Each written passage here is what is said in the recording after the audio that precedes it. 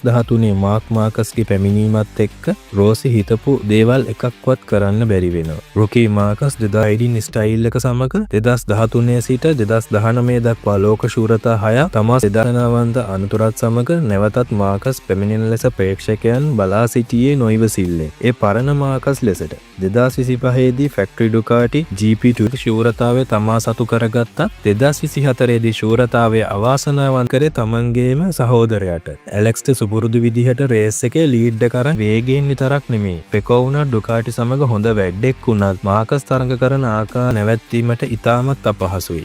ඒ අපිට 2015 දීද හොඳින් දැක ගැනීමට හැකි වුණා. ඒ ලෙජෙන්ඩරි වැලන්ටිනෝ රෝසි සමග මාකස්ට තරඟේ වේගයෙන් යටින්නේ. මේ වතාවේ මාර්ගය අතේ ලෝකයේ හොඳම වේගවත්ම බයිසිකලේ තිබෙනවා. ඩුකාටිය දැනටමත් ආයුධයක් වුණා මේ සඳහා ඉක්මනින්ම තමන්ගේ සුදුසු ස්ථානය සොයාගත යුතු වෙනවා. මොකද